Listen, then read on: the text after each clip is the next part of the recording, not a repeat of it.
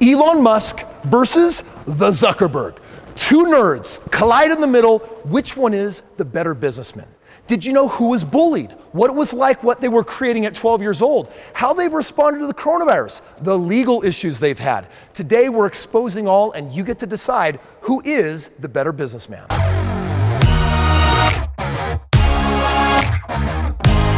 I'm talking about self-driving cars.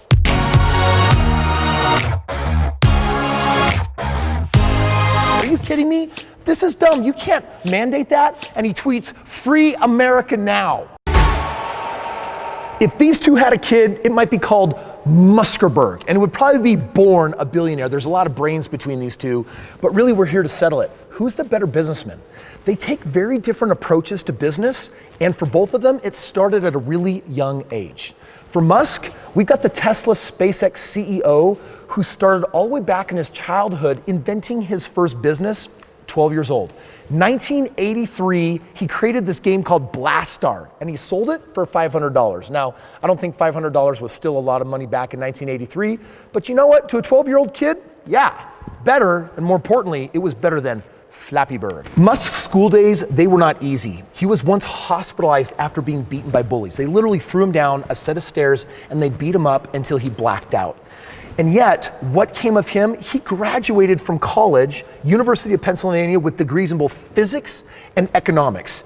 I don't know if he was a super nerd. I do know he was super bullied, but you know what his best revenge was? Probably hiring them back to be their boss. When you look at the leading entrepreneurs in the world today, don't you just get curious and want to say, who were you when you were younger? Guess what Musk was doing when he was in college? He got a 10-bedroom house that he rented out as a nightclub. He was actually making money in college. We know when we get to Zuckerberg what he was actually doing, comparing chicks online. Both of these guys, they had it at 12 years old, and it led them through college. So was Musk always like this space age explorer or this renewable energy guy with like Solar City and Tesla? But I'm conquering my space. It's actual space, man. No, actually just after starting his PhD program at Stanford, what did he do? He bailed and he actually never went back. He actually got with a buddy of his and they started a company called Zip2. They created city guides. Now, while he could have been earning his PhD, he was running ragged getting Zip2 off the ground. He was literally sleeping at the office and then he would hustle over to the YMCA where he would actually shower. But guess what? Instead of a PhD, it all paid off when he actually sold the company for $341 million for cash and stock and personally took home his first $22 million. I'm always curious to know what drives an entrepreneur. Is it fame? Is it money? Is it significance? Is it contribution? Well, here's what I can tell you about Musk. He believed so much in his next idea that he took that $22 million and put $10 million of his own money in a company in '99 that he started up called PayPal. I think this picture of Musk must have been taken when bullies started following him again and beating him up. I mean, that is a really sad looking picture.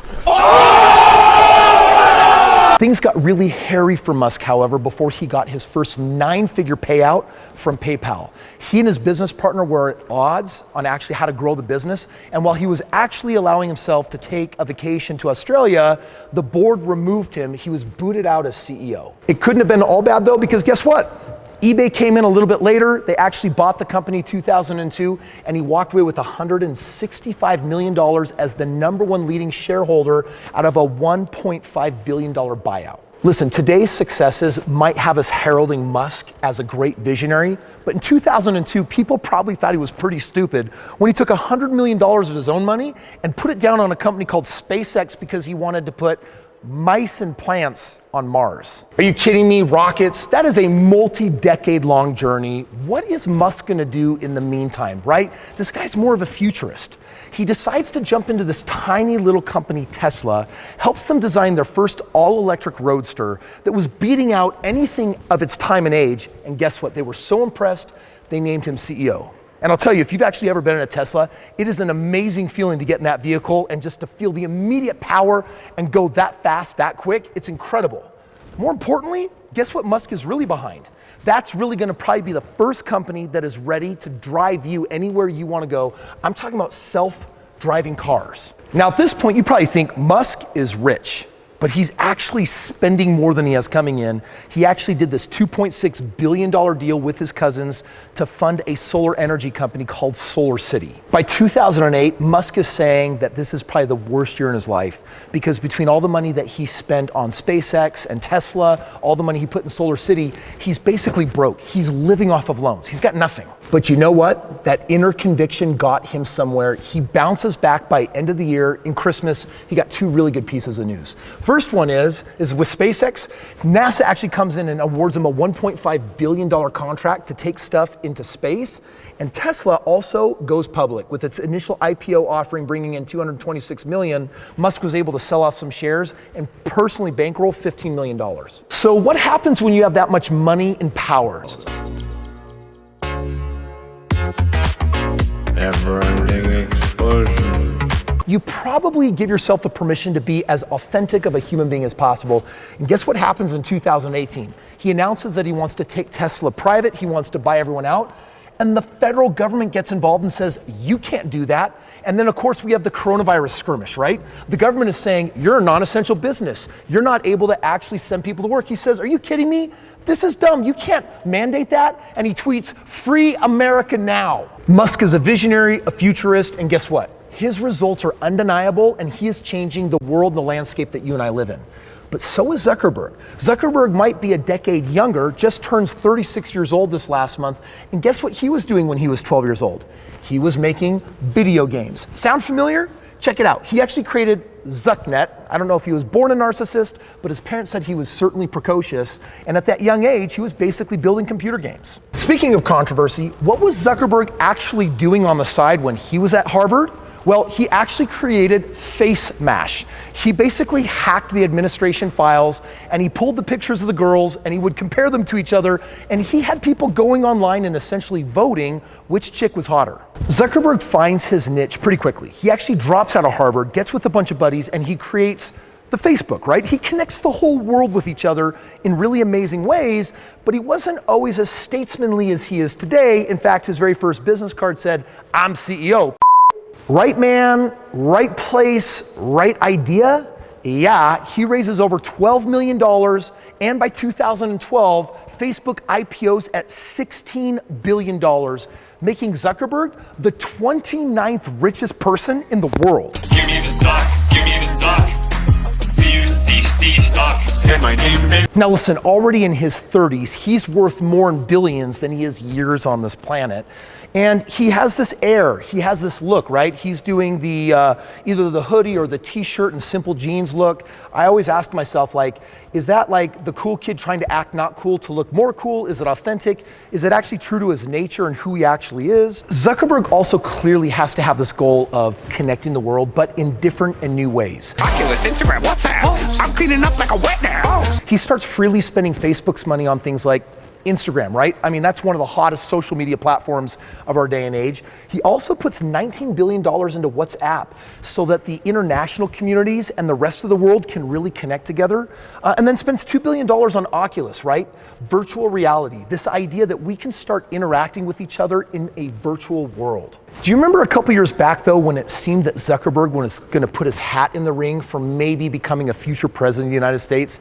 He may have ruined some of that with what happened in 2016. You remember with Trump's election, there was huge problems with basically how Russia was spending $100,000 online to basically do ad spend to convert Americans to thinking towards Trump, and basically it turned into this whole scandal. So Zuckerberg really gets into hot water with this whole idea of what is the socially responsible thing to do? Because this outside company, Cambridge Analytica, they start harvesting data from 87 million Americans and then using it to actually promote Trump's campaign. And this becomes a huge issue to the point where Zuckerberg is actually sitting in front of lawmakers in 2 different times when he was actually delivering testimony that lasted a minimum of 5 hours, basically being grilled on all of these answers. On the one hand, Zuckerberg is promoting freedom of speech, but guess what? It's now coming back and slapping him hard in the face. How did this impact his business? Well, at that time, their stock dropped 18%. Zuckerberg never changed his tune. He defended his viewpoint that when it came to the freedom of speech, you've got to allow everyone to use these social networks to use them in the way that they see fit. How responsible is he for what happened? Well, it's definitely changing the way laws are made today. So this brings us full circle to now the coronavirus. Here's Musk saying, reopen the economy, free America now. What's Zuckerberg saying? He's saying, uh-oh, I'm afraid that, and I worry that if we reopen too quickly, that it's really going to create more outbreaks. But guess what happened to Facebook's stock since quarantine? Tens of millions of Americans quarantined, and what are they doing? We're seeing record high usership of their platform as long as people aren't working and they're staying at home. Now, while their viewpoints are opposing, here's what we know. They're both defending self-interest. And it's not just entrepreneurs. The reality, this is something that all of us do. They're protecting the interests of what they believe in, what they're creating, what they're growing, and it really leads us now to the end of this debate. Which is the better businessman? On the one hand, you've got Musk, who is an amazing visionary, a futurist. He's so dedicated, and yet the guy puts way too much money at risk. He puts way too much in, and I think he overspends. I mean, he has put his own companies at risk, which puts us at risk of receiving their value because he doesn't financially know how to always take care of himself. On the other hand, the Zuckerberg definitely knows how to manage his money. He had this really big hit, but does he sometimes go over a cliff with some of his thoughts and ideas? I mean, right now, he is in treacherous waters with politics. I don't know if he actually ever wants to become president of the United States, but I think he has hurt that for himself because he's not always being the most socially responsible with how open available that network is. Listen, there's a lot of good to take from both of these men, and the reality is, our lives, yours and mine, it's been benefited by the technology that they've inspired, that they've created, and that has made the world truly a better place. Listen, there's no denying the success that results can bring to successful entrepreneurs, but not all of us are part of the lucky sperm club. We're not all gonna have an idea and become megalo-billionaires. There's only a certain number of those people. But you and I, we can still control our financial future by being a successful entrepreneur. In fact, if you're asking yourself, well, Kris, listen, not billions, but what if I had $5,000 a month? What if I had $25,000 a month? What if I had $50,000 a month? If you want to know right now how to actually control your own side hustle, putting in super limited time a day, but actually having fantastic results, click the link below, take your own life back, take your own life in your own financial hands, and become a successful entrepreneur. I'm helping hundreds and thousands of Americans right now learn how to be their own best entrepreneur. And sure, it's not an idea to become a billionaire, but is definitely an idea worthy of being a multimillionaire. If you want to learn more about it, then go ahead and click the link below. Hey, thank you so much for watching today's video. If you liked it, do me a favor, smash that like button. And if you are not a subscriber, then I want you to hit that button, ring that bell, and I'll be notifying you every time I come out with a new video designed to awaken your financial genius.